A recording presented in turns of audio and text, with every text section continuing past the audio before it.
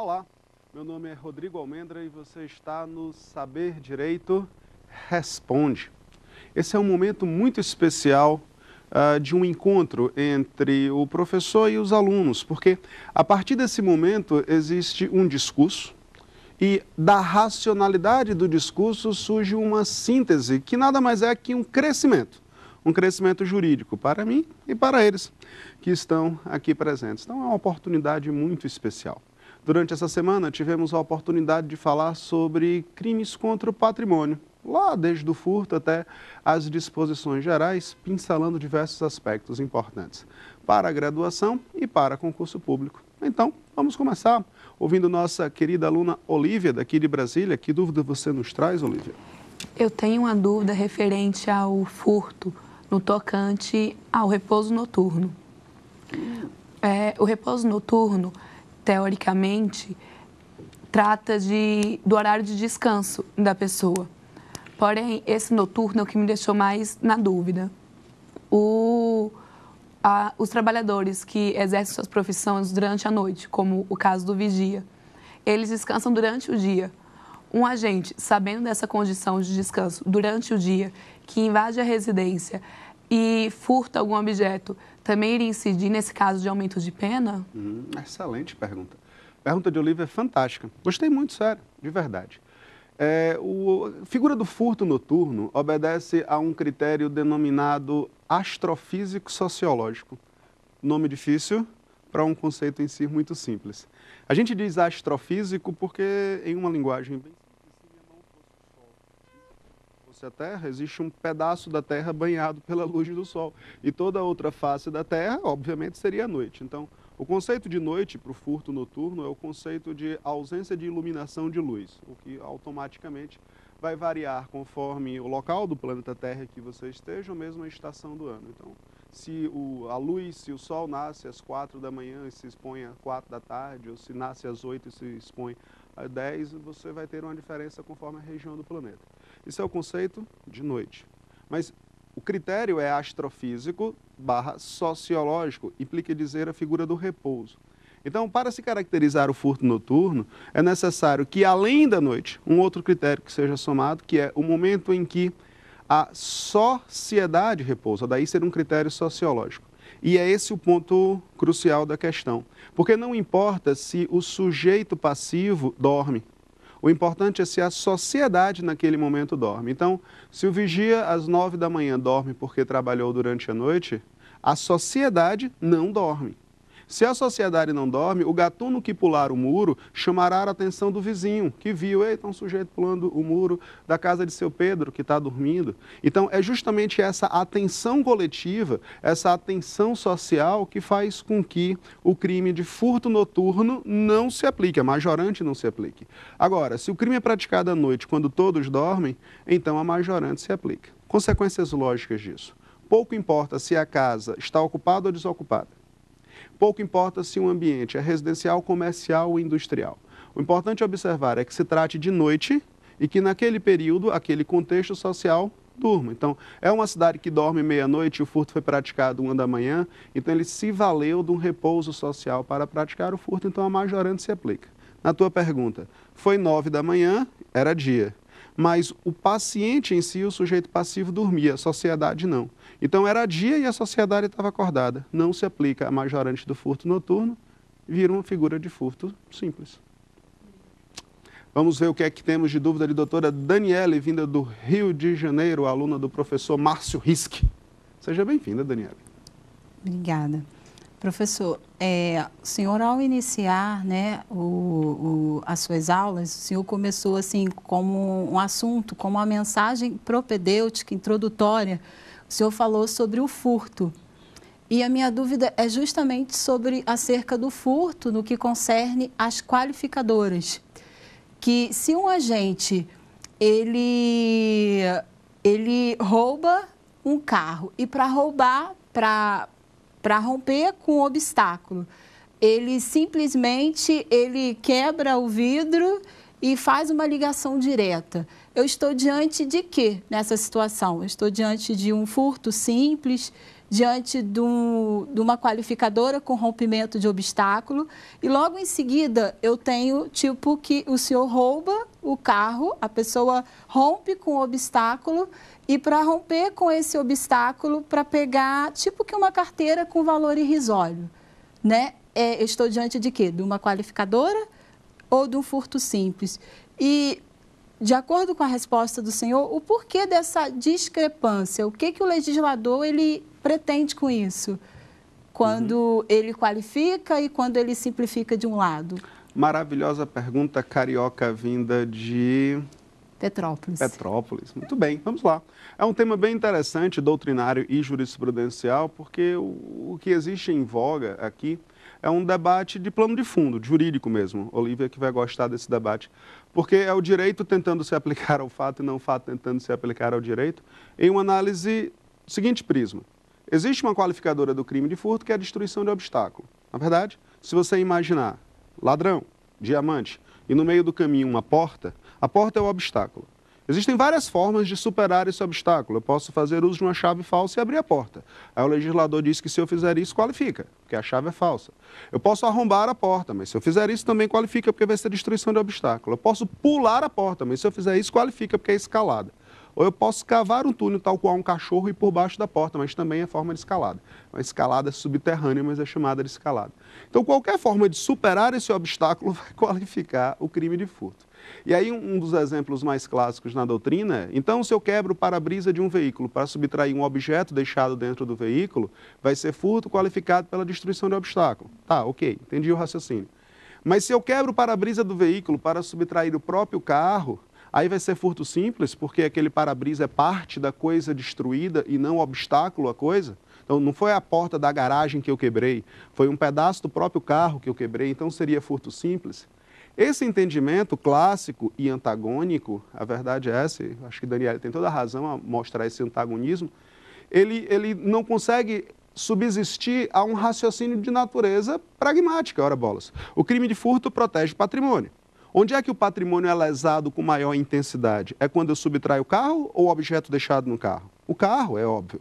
Então, por que se eu levar o carro, a pena vai ser de furto simples, 1-4, e se eu levar o objeto deixado no carro, a pena vai ser de furto qualificado, 2-8? Há um antagonismo. Quem tenta resolver o antagonismo é o STJ. O STF não tem esse entendimento, pelo menos não tem esse entendimento ainda, talvez por faltar a oportunidade de atualizar esse entendimento. O que o STJ fez foi dizer, ora bolas, pelo princípio da proporcionalidade, se a subtração do carro é punida com furto simples, a subtração da bolsa, do tênis, da carteira ou do objeto deixado dentro do carro tem que ser punida com igual intensidade. Então ele considera, com a destruição de obstáculo, tanto a subtração do carro como do objeto dentro dele deixado, hipóteses de furto simples. Mas, repito, entendimento de STJ, diferente do entendimento clássico da doutrina e do próprio STF, que faz a distinção entre qualificado e simples. Doutor Rudney, que me traz de pergunta? Muito bem. Professor Rodrigo, no crime de roubo, o aumento de pena com emprego de arma pode incidir quando, por exemplo, a arma utilizada no crime for uma arma de brinquedo? Excelente pergunta. Muito boa. A pergunta da margem, inclusive, é muitas outras. Tem um debate muito bacana que você faz em cima da figura da arma de brinquedo. Porque a arma de brinquedo me remete à ideia de arma sem munição, arma sem condição de disparo. Dá para ampliar a pergunta. Bom, vamos lá. Primeiro, se a arma é de brinquedo, não é arma, é brinquedo. A primeira grande diferenciação é essa. Brinquedo é brinquedo, arma é arma. A arma se diferencia de brinquedo porque a arma é capaz de causar lesão. Brinquedo não é capaz de causar lesão. A menos que você diga que foi o susto, mas aí eu nem preciso de arma. Posso chegar para alguém nas costas, falar, gritar, ah! E o sujeito pode ter um infarto e morrer ali, e o instrumento foi o susto, não foi propriamente uma arma. Então, o que caracteriza o aumento de pena no delito de roubo é a arma idônea, a arma de verdade, apta a disparar a arma, apta a causar lesão. Isso é um aspecto. Mas como é que eu vou saber que a arma é idônea? Bom, se ela foi apreendida, pericie. Aí é sua obrigação, como delegado, como MP, como juiz, de determinar a perícia daquilo que foi apreendido. E se ela não foi apreendida, que foi jogada na lagoa, se ela não foi apreendida, que foi jogada no rio? Aí qualquer meio de prova é hábil para demonstrar a idoneidade daquela arma. Inclusive, já se admite prova testemunhal para mostrar que se trata de arma de verdade. Falamos no decorrer da semana, outro aspecto jurisprudencial curioso, que dizia o seguinte, olha, se por acaso o advogado de defesa, a gente diz advogado de defesa quase como um vício de linguagem, né? O advogado de defesa falar, ah não, mas a arma era de brinquedo. Então, doutor, junte o senhor à prova de que a arma era de brinquedo. Você já tem jurisprudência invertendo o ônus da prova, quem vai debater aí certamente a Olívia, que é principiológica. A Constituição diz que o ônus da prova cabe a quem alega, mas aí já tem decisão dizendo, olha, se a defesa alegar que a arma é de brinquedo, prove você que a arma era de brinquedo. Não é de brinquedo, junte aos autos. O que é que lhe custa apresentar a arma de brinquedo? Então, apresente decisões nesse sentido. Então, vamos retomar do início da bancada as nossas dúvidas. Doutora Olívia, que me traz? Professor, a minha dúvida é novamente sobre furto. No artigo 155 do Código Penal, que trata sobre o Instituto do Furto, em seu parágrafo 2º, traz uma causa de diminuição de pena caso o réu seja primário. Porém, se o réu for reincidente, quer dizer que ele já cumpriu ou está cumprindo a pena pelo primeiro delito cometido, ele já terá agravante do artigo 61, inciso 1º do Código Penal, por ser reincidente, e ainda perderá esse benefício da diminuição da pena do parágrafo 2º. Não caracterizaria um caso de bis in idem? Pergunta bem interessante, né? Vinculada à teoria da pena.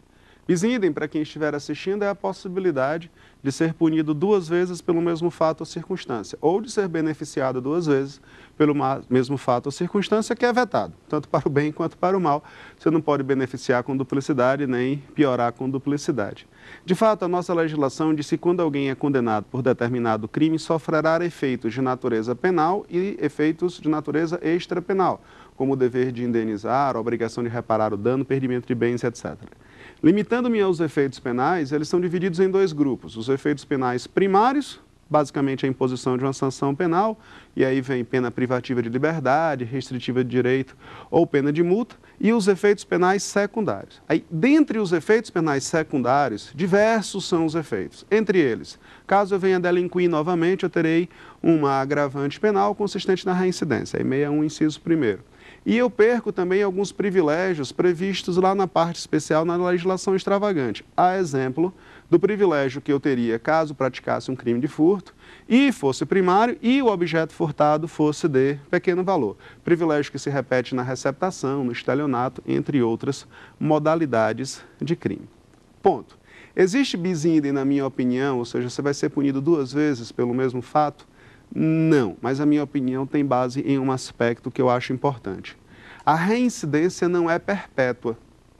Porque se ela fosse perpétua, ou seja, uma vez delinquindo, uma vez sendo condenado por um crime, se eu passasse o resto de minha eternidade, né, ostentando a condição de reincidente, eu teria aí sim uma consequência penal de natureza permanente que é vetado pela própria Constituição.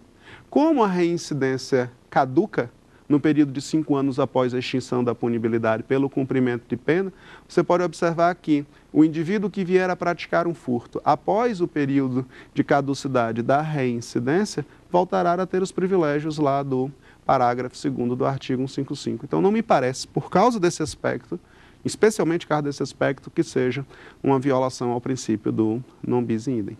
Mas é pacífico esse entendimento? Na verdade, eu não conheço esse entendimento de jurisprudência, só de doutrina mesmo.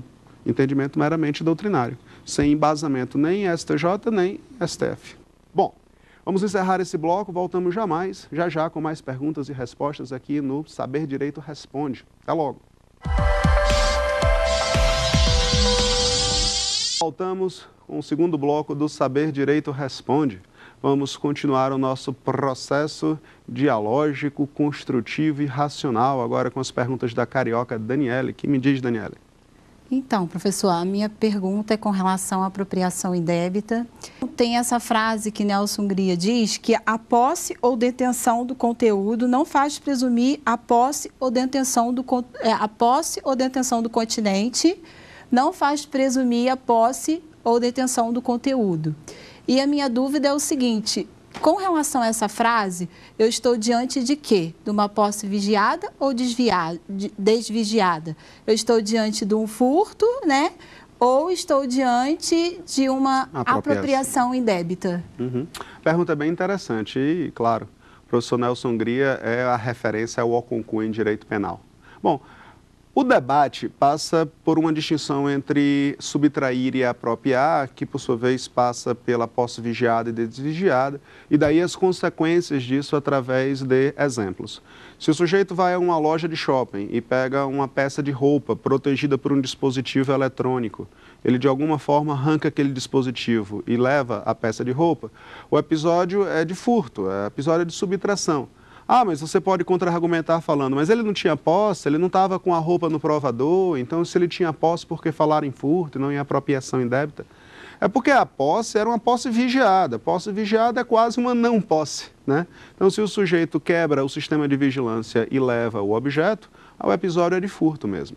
E aí o debate passa a ser, e se o sujeito tem a posse de um cofre, ou de um malote lacrado, ou de uma mala de aeroporto que tem um lacre também para fazer a viagem? Então você imagina aquele funcionário, ou aquele indivíduo que tem a posse da mala, de fato ele tem a posse da mala, mas não do conteúdo da mala.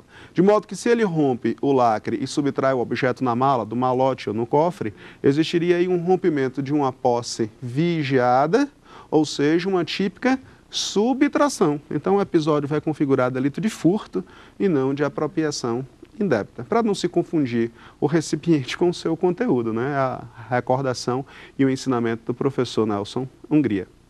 Rudney, meu amigo, que me traz dúvidas. Muito bem, professor Rodrigo. A dúvida é a diferenciação entre dois tipos penais. Qual a diferença entre o furto mediante fraude e o estelionato? Pergunta muito boa. E é uma pergunta reiterada em concursos públicos, né? Vira e mexe, o sujeito confunde. Bom, existe uma lógica que abrange todos os crimes contra o patrimônio. E aí eu acho que se a gente captar esse raciocínio, facilita uma diferenciação do conjunto. Os crimes contra o patrimônio basicamente se fundam no verbo subtrair, constranger, apropriar, ludibriar, enganar ou um sinônimo parecido com esse, danificar e usurpar. São 6. E a partir disso você distingue os mais diversos delitos contra o patrimônio e até outros. Só a título de ilustração. Do verbo subtrair você tem o furto de coisa comum e o roubo, na categoria dos crimes contra o patrimônio. Mas você também encontra subtrair lá como peculato impróprio. O que vai variar é quem subtrai e o que é subtraído. Na base do constranger você encontra extorsão mediante sequestro e até crimes como concussão, que embora o verbo seja exigir, não deixa de ser um constrangimento só que exercido por funcionário público. Na base do apropriar você encontra muitos outros, do enganar muitos outros. Então, o debate aqui é como é que eu faço para diferenciar um crime cuja base fundamental, cujo núcleo do tipo é subtrair, de um outro crime cuja base fundamental é enganar. Porque eles podem até ter elementos coincidentes, mas essa base fundamental os diferenciará em essência. Pois bem, o verbo subtrair pressupõe algumas características. Uma delas é a desnecessária colaboração da vítima. Então, se a vítima colaborar, ótimo. Mas também, se ela não colaborar, o sujeito consegue subtrair do mesmo jeito. Essa é a característica do verbo subtrair. Eu não preciso da efetiva ajuda da vítima. Se ela não ajudar, no roubo eu mato, mas eu subtraio. No crime de furto, eu vou lá e pego. Já no verbo enganar, a vítima, ela colabora entregando os seus bens ao criminoso. Então, o sujeito é tão inteligente no estelionato que ele faz com que a vítima, iludida em erro, entregue os seus bens a ele. Tome. E aí ele entrega. Existe, pois, uma diferença entre tomar e entregar. Um ele toma, no outro eu entrego. Um eu tomo, no outro eu entrego. Furto, estelionato. Mas e o que é o furto qualificado pelo estelionato? É algo criado só para me ludibriar? Não, na verdade é uma técnica específica do furto que consiste em diminuir o poder de autotutela, de vigilância da vítima sobre os seus próprios bens. Então eu digo assim, olha, o câmera 1 tem uma carteira maravilhosa, ele está aqui com a carteira e eu quero pegar a carteira dele. Aí foi o que aconteceu. O câmera 1 está olhando para o câmera 3 tirou a roupa no estúdio. Aí todo mundo ficou, meu Deus, ele tirou a roupa no estúdio. Aí todo mundo olha para ele e enquanto todo mundo olha eu vou lá e pego a carteira dele. Eu faço uso de uma história, eu invento uma ficção para distraí-lo e enquanto ele distraído está, eu subtraio os seus bens. Repare que a minha ilusão, o meu teatro, a dissimulação não foi utilizado para que ele me entregue seus bens. Ao contrário, foi utilizado para que ele relaxe as guardas e eu subtraia. Furto qualificado pela fraude. Doutora Olívia, que me traz? Eu tenho uma dúvida em relação ao roubo dessa vez. Sim? A priori, o roubo, por ser determinado pela grave ameaça ou por violência propriamente dita, não caberia o princípio da insignificância, pelos requisitos que foram entendimento do próprio STF. Porém, em alguns casos, eu vi que, dependendo do roubo, dependendo da ameaça, o princípio da insignificância foi cabível. Eu gostaria de saber como seria. Tá, muito boa pergunta. O princípio da insignificância, que é a base da pergunta da Olívia, é uma causa de exclusão da tipicidade sobre seu aspecto material. Bom, todo e qualquer crime parte da premissa que tem tipicidade. E tipicidade é, ao mesmo tempo, o enquadramento da conduta ao texto de lei, tipicidade formal, cara crachá, então essa conduta amolda-se a essa lei, bom, isso aqui é tipicidade formal. E também a correlação entre se aquela conduta efetivamente causa lesão ao bem jurídico tutelado. Então, o que é que se protege no crime de furto? Se protege o patrimônio. Essa conduta efetivamente causou uma lesão ao patrimônio e essa lesão foi significativa e socialmente reprovável ao patrimônio? Ela foi insignificante, então não tem tipicidade material. Ela era socialmente aceita, então não tem tipicidade material. O princípio da insignificância, portanto, é uma verificação de adequação, de que determinada conduta realmente causou lesão ao bem jurídico no caso concreto. Ponto. O crime de roubo pode ser praticado por 3 técnicas de violência. A própria, violência física, a violência moral, que é a grave ameaça, e a violência imprópria. Nessa última se baseia o lastro da resposta. A violência imprópria é qualquer técnica utilizada para limitar a liberdade de escolha ou mesmo a possibilidade de defesa da vítima. Por exemplo, utilizar drogas para que a pessoa não tenha capacidade de reagir e então lhe subtrair os bens. É uma forma de violência imprópria que caracteriza um roubo e que a imprensa normalmente chama de Boa Noite Cinderela, que não tem nada a ver com golpe, porque não é um golpe, e a pobre da Cinderela não tem absolutamente nenhuma correlação com o fato. Mas é chamado dessa forma. Pois bem, uma outra forma de violência imprópria seria uma privação da liberdade. E aí me veio à mente um exemplo que tem tudo a ver com a possibilidade, teórica em tese pelo menos, de se aplicar o princípio da insignificância ao roubo derivado de uma violência imprópria, e não da própria ou da violência mediante grave ameaça, que é o caso do Chocolate Bis. Não sei se vocês recordam desse comercial de TV, em que tem um sujeito que está entrando em um banco, uma porta giratória, e aí ele vai colocando carteira celular dentro do guarda-volumes, até que em um momento o guardazinho lá trava, ele nem entra e nem sai. Aí corta a imagem, né, e aparece o guarda comendo o bis. Tecnicamente aquilo é um roubo, porque ele privou a liberdade do sujeito, que não podia mais nem ir nem vir, e subtraiu os seus bens. E na mesma hora comeu, ainda comeu na frente dele, né? Eu sei, uma brincadeira, uma proposta de marketing, mas vamos levar esse fato aos tribunais. Será que poderia, em tese, se aplicar o princípio da insignificância? Façamos a verificação. Quais são os bens jurídicos que o crime de roubo tutela? Simultaneamente o patrimônio e a integridade física. Houve lesão significativa ao patrimônio? Não. E lesão significativa à integridade física? Não. Junto com os outros vetores do princípio da insignificância, que eu apelidei de PROL, mínima periculosidade, mínima reprovabilidade, mínima ofensividade, mínima lesividade, né, forma lá o PROL. Se você tiver uma mínima periculosidade, reprovabilidade, ofensividade, etc., aos bens jurídicos envolvidos, em tese, pelo menos, em tese, cabe o princípio da insignificância. Ressalva, Olívia, que no futuro você provavelmente vai ser concurseira ou pelo menos tem exame da ordem. Para fins de concurso público, são reiteradas as questões que perguntam: admite-se princípio da insignificância para o roubo de R$1? E os gabaritos dizem não. Roubo, em tese, não admite princípio da insignificância. Essa seria um raciocínio expoente no sentido de um roubo com um tipo de violência específica e em situações muito particulares. Mais uma pergunta? Doutora Daniele? Sim, professor, agora a minha pergunta é com relação ao crime de estelionato, artigo 171. Porque eu acho assim, curioso a questão do quando você tem o crime de estelionato e você tem o crime de falso. E o que acontece? Qual será o comportamento quando você tem, né, essas duas condutas e elas se chocam? E aí a doutrina, né, e a jurisprudência, não sei assim, ela te apresenta 4 correntes. O STF, ele diz que vai ser concurso material, concurso formal. Aí tem aquela que diz que é aquilo que todos nós a gente aprende, né? Do peixão que absorve o peixinho. Só que também não cabe aí. E aí vem uma súmula 17, e essa súmula, ela nos apresenta que o estelionato, que o falso vai se absorver, vai se exaurir, né, no estelionato. E aí, qual deve ser o nosso comportamento de estudantes diante de todas essas correntes, de todas essas possibilidades, uma vez que também nós já aprendemos que peixão, né, aquela teoria de que peixão absorve peixinho.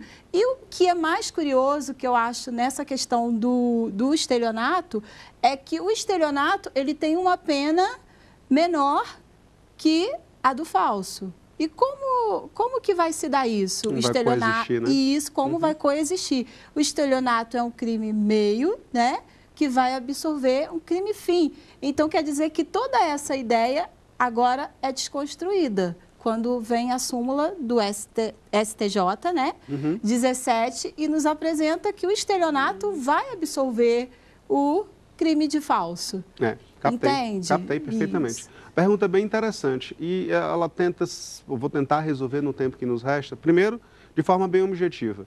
A título de prova, o que é que eu faço? É o estelionato que absolve o crime de falso, é o falso que absolve o crime de estelionato, há concurso material, há concurso formal entre os dois. Aplicação direta da súmula 17, o estelionato absolve o crime de falso quando o falso se esgota no estelionato sem mais potencialidades lesivas. O problema, e o debate que fez surgir o problema, isso só faz sentido quando o crime que absolve tem uma pena maior do que o crime que é absolvido. O que pode não existir em algumas espécies de falso. Algumas espécies de falso têm pena maior do que algumas espécies de estelionato. E o problema surgiria pontualmente nesse aspecto. Mas, deixando bem claro que para uma análise de concurso público, para uma análise de graduação, é a súmula 17 do STJ que deve ser respeitada, sim, que deve prevalecer. Queria agradecer a presença da Olívia, da Daniela e do Rudney ao Saber Direito Responde. Muito obrigado de verdade pela presença de todos aqui. Adorei a pergunta de vocês. Espero ter construído de alguma forma para o crescimento jurídico de todos. Obrigado mesmo e até a próxima oportunidade. Obrigado a todos e até o próximo encontro. Tem dúvidas sobre o assunto? Mande um e-mail para nós, saberdireito@stf.jus.br. E você também pode estudar pela internet. É só acessar o site www.tvjustiça.jus.br.